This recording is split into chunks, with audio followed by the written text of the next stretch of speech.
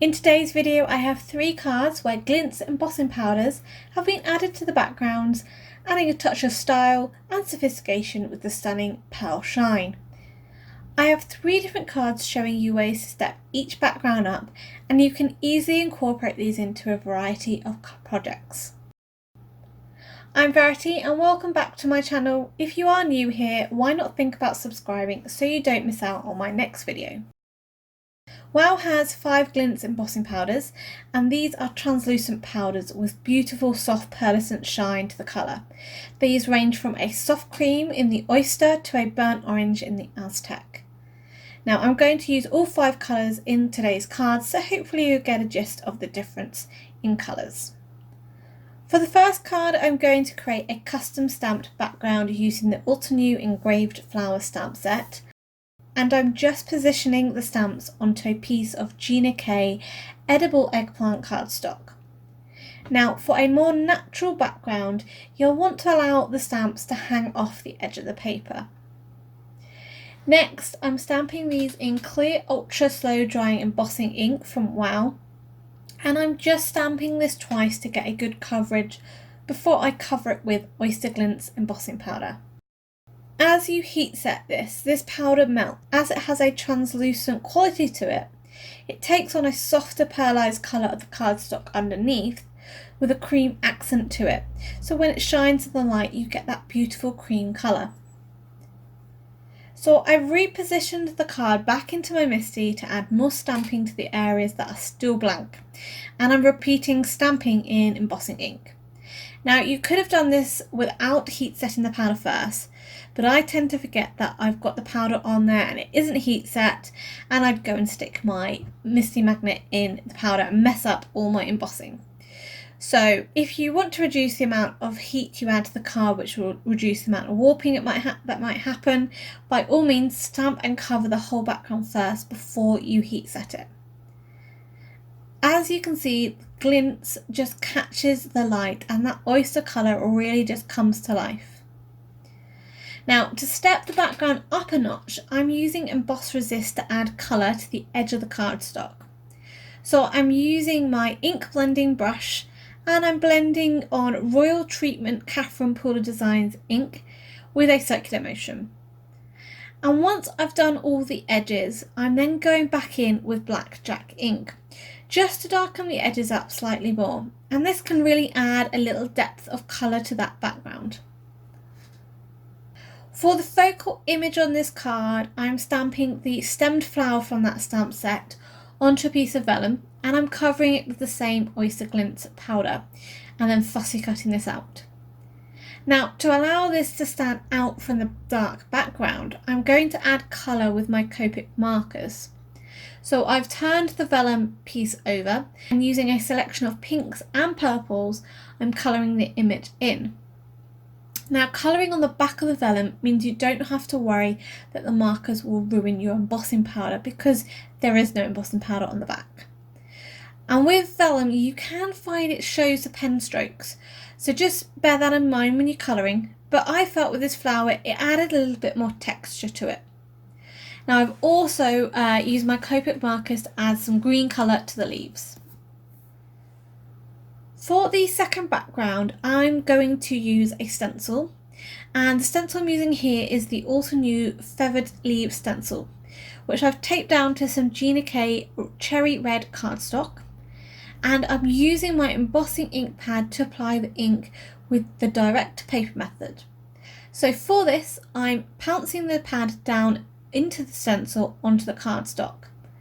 Now I don't tend to move the pad or wiggle it about when it's on the surface of the card and the stencil, as I don't want it to move the lines of the stencil. This is really important if you're going for a very delicate stencil. Once you've got a good coverage of ink, then you can remove the stencil in order to add the powder. So for this card I'm using the Reinker Glintz, which is a soft vanilla colour.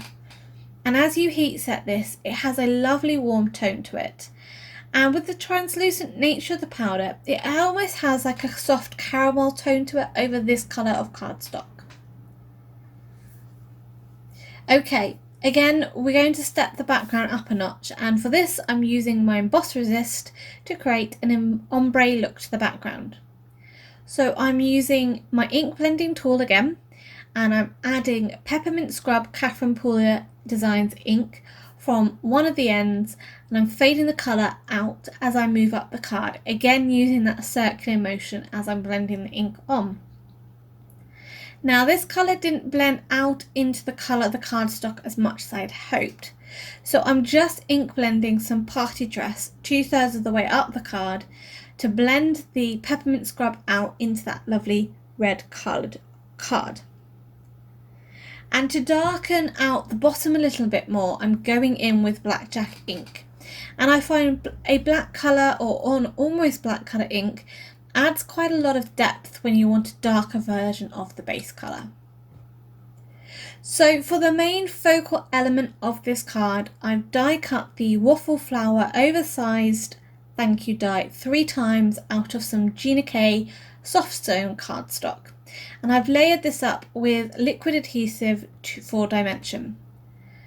For the sentiment, I've heat embossed this in opaque bright white embossing powder onto black cardstock, and this sentiment comes from the Altenew Sentiment Strips stamp set. For the third card, I'm going to create a background and die cut into this to make a focal element for the sentiment to sit on.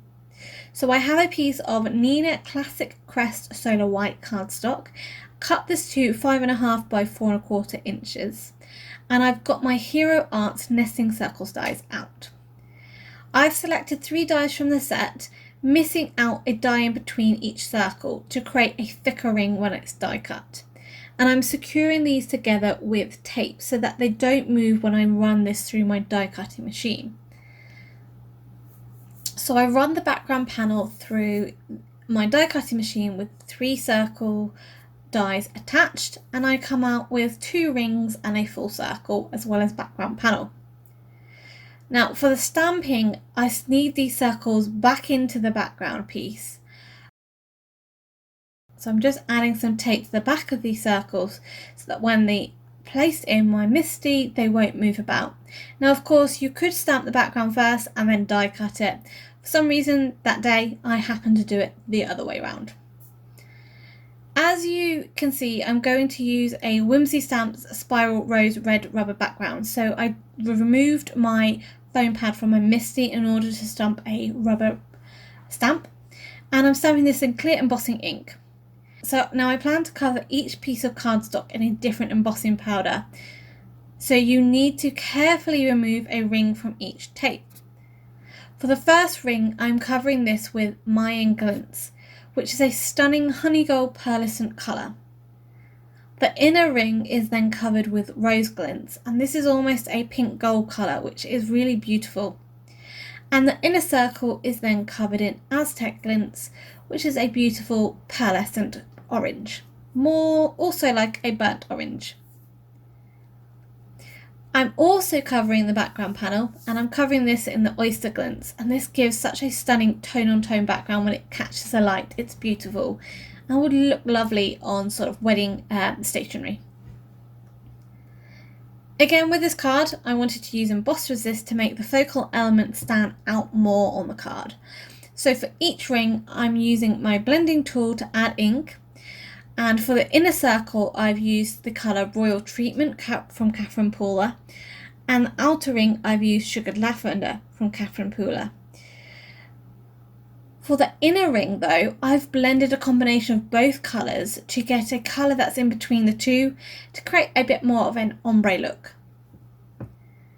The background was adhered to the card base, and then the rings were added with dimensions. So each time I added a ring, I stepped up the dimension a bit more, just to create a bit more dimension to the focal element of the card. And this adds more interest to the background without detracting really from that beautiful embossing powder that we've got. For this card, I added another sentiment from the Altenew Sentiment Strip stamp set and added this to the front.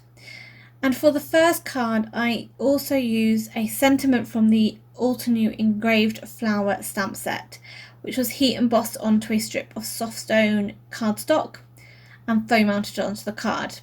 Now to adhere that vellum flower down, I've just used some clear foam pads and I've hidden them behind the heat embossed lines. So it's best if you can hide even the clear foam pads behind the embossed lines. Sometimes they do peep through the vellum, but the embossed lines will cover that up. Now if you've not got any Glintz powders in your collection, I highly recommend picking up one or two, as the pearlescent shine and the soft colours can really add a touch of elegance to your embossing. Let me know in the comments below though which is your favourite powder or which you'd love to try, and also which is your favourite card out of these three. If you enjoyed today's video, please give it a thumbs up and why not subscribe to the channel. Don't forget to hit that bell icon to be notified when the next video is up. This was produced as part of my design teamwork for WOW embossing powders, and you'll find a variety of links listed below. For 10% discount at the shop, just enter the code you can see on screen. Why not also check out this other video for some more inspiration? Until next time, happy crafting!